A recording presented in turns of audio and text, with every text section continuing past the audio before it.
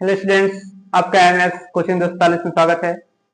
मैं इस वीडियो में आपको बताऊंगा कि मानव से संबंधित कुछ टॉपिक छूट गए थे, उनके बारे में समझाऊंगा कि जरा दूरदर्शिता क्या होता है, जरा दूरदर्शिता क्या होता है और अबिंदुकता क्या होता है। ठीक है, इसमें मैं कुछ आपको आंतरिक सवाल का भी हल कराऊंगा, कुछ आंतरिक प्रश्नों को हल करूंगा। चलिए मैं आपको सिखाऊं कि जरा दूरदर्शिता क्या होता है। तो क्या होता है जरा जरा दूरदर्शिता? जरा दूरदर्शिता क्या होता है? कुछ व्यक्तियों को पास या निकट की वस्तु स्पष्ट से दिखाई नहीं देती है। कुछ व्यक्तियों को पास या निकट की वस्तु स्पष्ट से दिखाई नहीं देती है, जिसे हम लोग कहते हैं जरा दूरदर्शिता कहते हैं। तो कुछ व्यक्तियों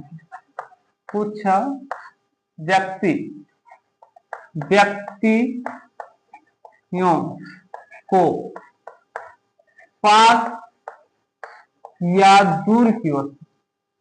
पास या दूर की वस्तु स्पष्ट रूप से दिखाई नहीं देती, स्पष्ट रूप से दिखाई नहीं देती है, दिखाई नहीं देती है। क्या करती है? नहीं देती है, नहीं देती है जिसे जरा दूरदर्शिता कहते हैं। जरा दूरदर्शिता कहते हैं। कुछ व्यक्तियों को पास या निकट की वस्तु स्पष्ट दिखाई देती है, जिन्हें जरा दूरदर्शिता कहते हैं। ऐसा क्यों होता है? कारण क्या है? कारण क्या है ऐसा होता है? ऐसा कारण इसलिए होता है कि उम्र बढ़ने के साथ साथ उनकी आंखों की लचीलापन सूख जाता है। कारण क्या है? उम्र बढ़ने के साथ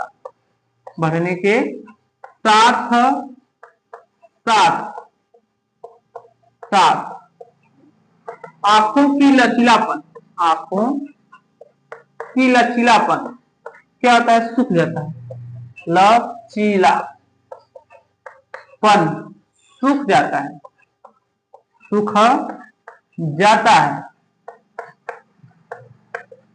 कोई पूछे कारण क्या सकता है? जरा दूरदर्शिता कारण क्या है? क्यों ऐसा कारण होता है? तो उम्र बढ़ने के साथ साथ व्यक्तियों में आंखों की लचीलापन सूख जाता है, जिसके कारण वो अपनी समंजन क्षमता नहीं लगा पाते हैं। समंजन क्षमता क्या होती है? किसी व्यक्ति द्वारा किसी वस्तु को स्पष्ट रूप से देखने के लिए लगाई गई क्षमता जो होती है, नेत्र के द्वारा फोकस दूरी बदलने की क्षमता जो होती है, वो कहलाती है समंजन क्षमता। समझने क्षमता होती है। तो उनकी आंखों की लचीलापन खत्म हो जाती है, जिसके कारण उम्र बढ़ने के साथ साथ आंखों की लचीलापन खत्म हो जाती है या सूख जाती है। इसी कारण वो क्या करते हैं? अपनी आंख की समझने क्षमता नहीं लगा पाते हैं। यदि नहीं लगा पाते हैं तो उनको पास या निकट की वस्तु स्पष्ट से, पास या दूर की वस्तु स्पष्ट से नहीं दिखाई देती है। इसके कारण के लिए देख लीजिए, इसका निवारण कैसे किया जा सकता है? इसके निवारण के लिए क्या किया जा सकता है? निवारण के लिए हम लोग क्या करते हैं? इसके लिए द्विफोक्सी लेंस का उपयोग करते हैं। इसके निवारण के लिए हम किस लेंस का उपयोग करते हैं? द्विफोक्सी लेंस का उपयोग करते हैं, जिनमें अवतल दर्पण और उत्तल दर्पण दोनों लगा होता है। इनके निवारण के लिए हम किस लेंस का उपयोग करते हैं? द्विफोक्सी लेंस का उपयोग करते हैं। इसके निवारण के लिए द्विफोक्सी लेंस का उपयोग करते हैं। द्विफोक्सी लेंस का उपयोग करते हैं। उपयोग करते हैं। क्या करते हैं, द्विफोक्सी लेंस का उपयोग करते हैं निवारक के लिए। अब देखिए इस निवारक में क्या होता है, अवतल लेंस और उत्तल लेंस दोनों लगा होता है। इसके लिए क्या होता है, अवतल लेंस और उत्तल लेंस दोनों लगा होता है। चलिए मैं आपको सिखाऊं, इसमें मैं बता दूं द्विफोक्सी लेंस का मतलब क्या होता है कि इसमें अवतल लेंस, अवतल अवतल और उत्तल उत्तल लेंस लगे होते हैं। क्या होते हैं, लेंस लगे होते हैं। यही द्विफोक्सी लेंस का एग्जाम्पल है। चलिए मैं आपको दिखाऊं आगे अबिंदुकता क्या होता है। अबिंदुकता क्या होता है, ठीक है। अबिंदुकता क्या होता है, इसे थोड़ा मैं बताऊंगा आपको, देखेंगे आप। अबिंदुकता, अबिंदु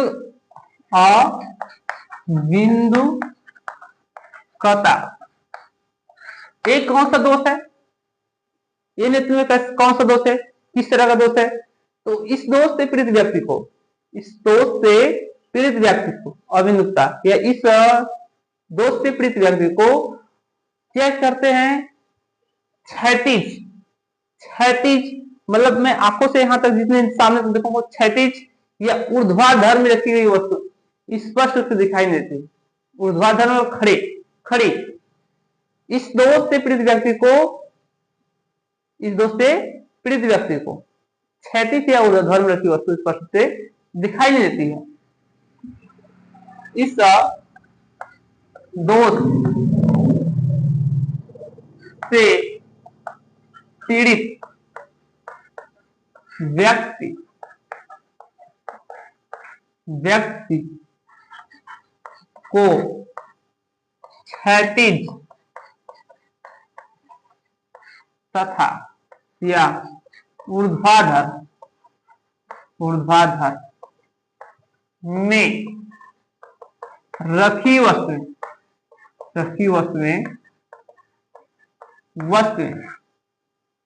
क्षैतिज, जैसे यहाँ कोई इंसान खड़ा है, यहाँ पर आंख है, ठीक है, इसे सामने वाला जो रहेगा वो क्षैतिज चलाएगा और जो खड़ा रहेगा ऊर्ध्वाधर, ये स्पष्ट रूप से नहीं दिखाएगा। क्षैतिज या ऊर्ध्वाधर रखी वस्तुएं स्पष्ट स्पष्ट रूप से दिखाई नहीं देता है, दिखाई नहीं देता है, नहीं देता है इसे अबिंदुकता कहते हैं, इसे अबिंदुकता कहते हैं। क्या कहते हैं, अबिंदुकता कहते हैं, ठीक है, अबिंदुकता कहते हैं। चलिए इसके निवारण के लिए क्या किस लेंस का उपयोग हम लोग करते हैं, इसका निवारण भी होगा, हाँ इसका निवारण भी है। इसके निवारण के लिए हम लोग बेलनाकार लेंस का उपयोग करते हैं। इसका निवारण क्या है, इस निवारण के लिए इसके निवारण के लिए या द्विफोक्सी लेंस का उपयोग करते हैं।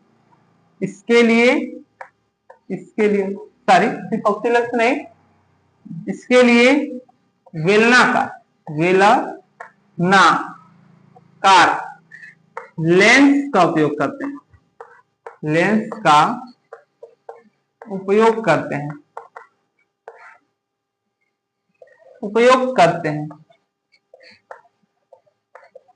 ठीक है। इसके लिए किस लेंस का उपयोग करते हैं, बेलनाकार लेंस का उपयोग करते हैं। चलिए मैं एक पॉइंट और बचा है इस चैप्टर से, माननेत्र से संबंधित, मानव संसार से संबंधित एक पॉइंट और बचा है, मैं उसको भी बस समझा दूं कि क्या होता है, वर्धांतरता क्या होता है, क्लर विजन क्या होता है, क्लर विजन क्या होता है, इसके बारे में हम लोग देखेंगे, ठीक है। इसको मैं इरेज करता हूं।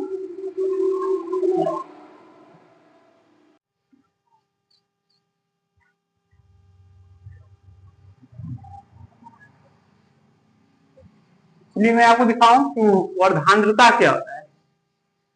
ठीक है, वो वर्धांतरता क्या होता है इसके बारे में आपको समझाऊंगा। ठीक है, वर्धांतरता, वर्धांतता, वर्धांतता क्या होता है, इसे हम लोग कहते हैं कलर विजन में कहते हैं, रंग भेद भी कहते हैं। तो ये क्या होता है, तो अधिकांश व्यक्तियों में शंक्वाकार सेलों की कमी का होता है। यह मनुष्यों में, यह मनुष्यों मनुष्यों में मनुष्यों में शंक्वाकार सेल के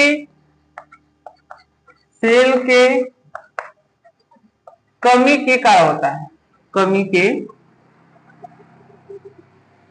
शंक्वाकार सेल के कमी के कारण होता है,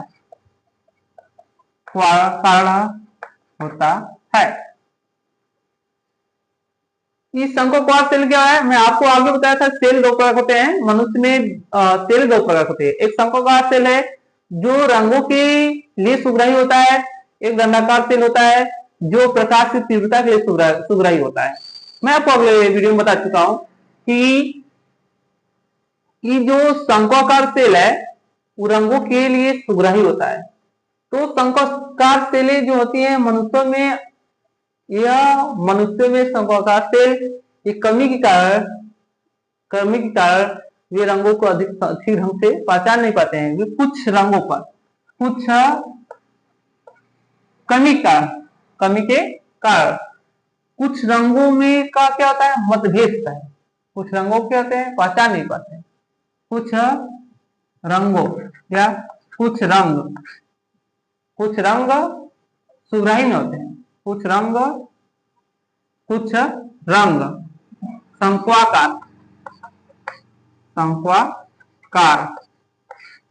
शंक्वाकार के लिए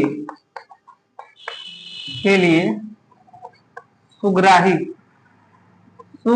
नहीं होते हैं। क्या होते हैं, सुग्राही नहीं होते हैं,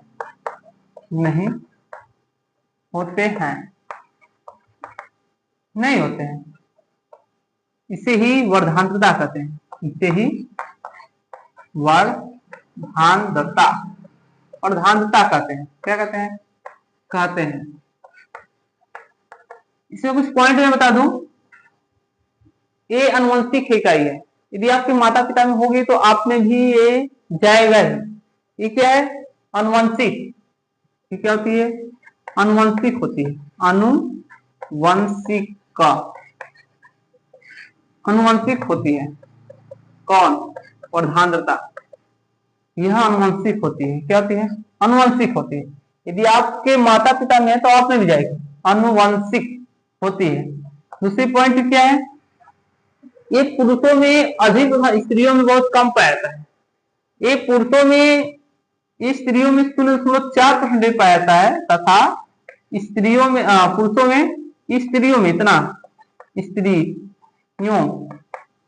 स्त्रियों में,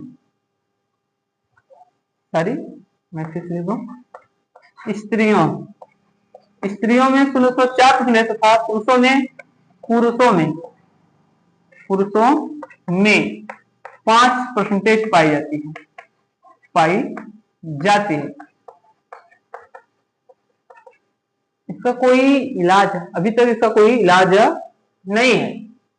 ठीक है, अब मैं आपको इससे संबंधित कुछ सवालों को हल करना सिखाऊंगा। ठीक है, इस चैप्टर में इससे संबंधित कुछ सवालों को हल करना सिखाऊंगा। चलिए देता हूं।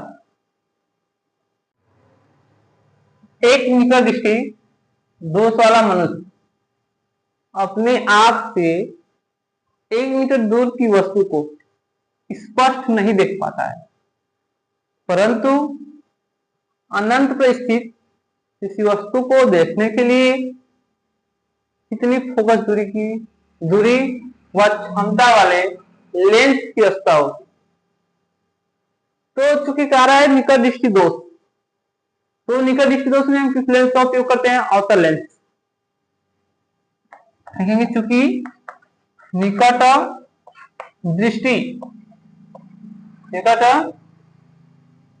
दृष्टि दोष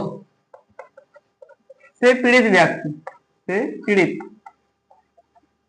व्यक्ति अवतल लेंस का उपयोग करेगा। किसका उपयोग करेगा? अवतल लेंस का उपयोग करेगा। अवतल लेंस का उपयोग करेगा। देखिए निकट है, बच्चे बहुत कंफ्यूज हो जाते हैं कि निकट दृष्टि दोष में किसका उपयोग किया जाए और उत्तर लेंस में किसका उपयोग किया जाए। दूर है तो उत्तर, ऊ से वो भी कट रहा है इसलिए उसको लेते हैं। निकट में किसको लेंगे?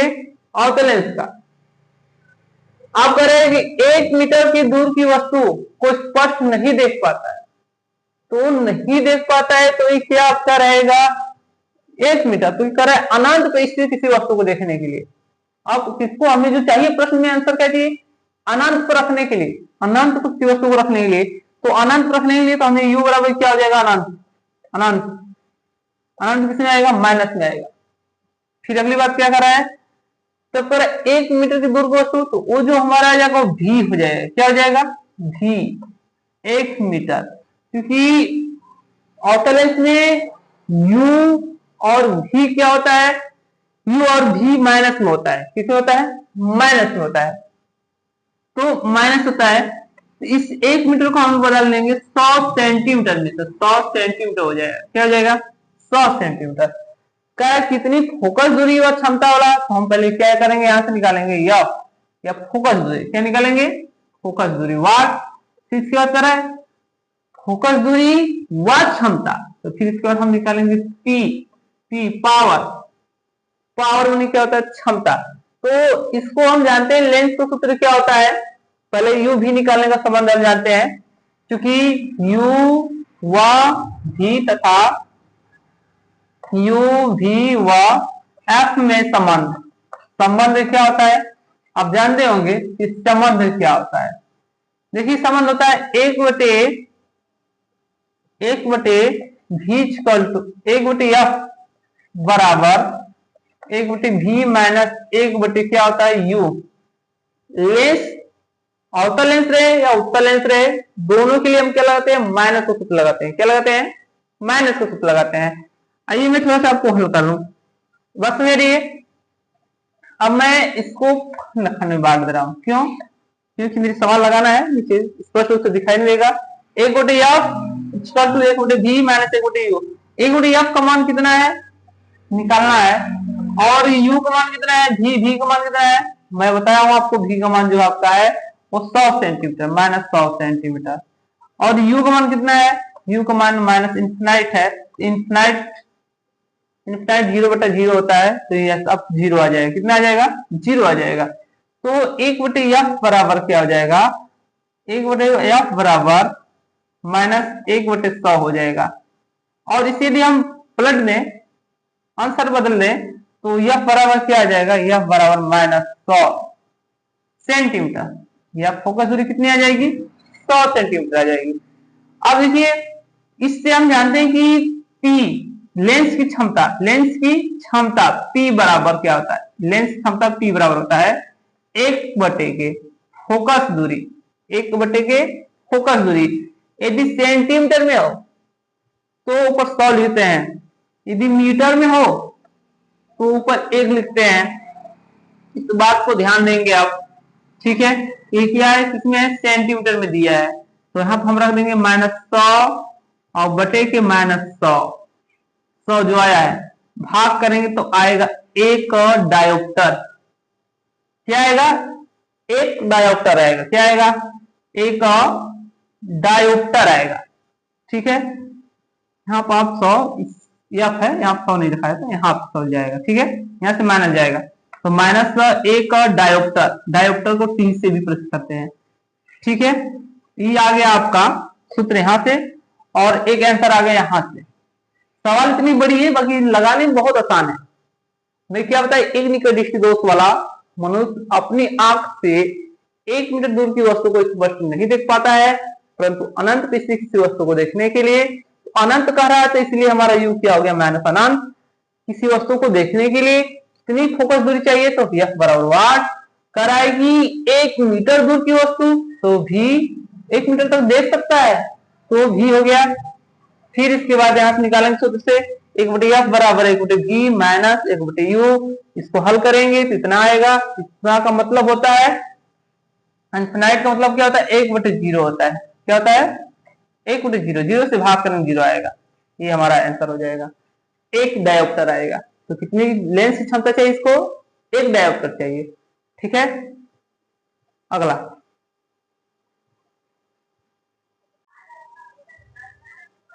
एक मीटर दृष्टिदोष वाला व्यक्ति 20 सेंटीमीटर दूर पर स्थित पुस्तक को स्पष्ट पढ़ सकता है। पुस्तक को 25 सेंटीमीटर दूर रखकर पढ़ने के लिए उसे कैसा और कितनी फोकस दूरी का लेंस अपने चश्मे में प्रयुक्त करना पड़ेगा। चलिए यही देखते हैं यदि निकट दृष्टि, क्योंकि निकट दृष्टि दोष है, निकट दृष्टि दोष से पीड़ित व्यक्ति को, दोष से निकट दृष्टि दोष वाला व्यक्ति अवतल लेंस का उपयोग करता है। अवतल लेंस का उपयोग करता है, उपयोग करता है।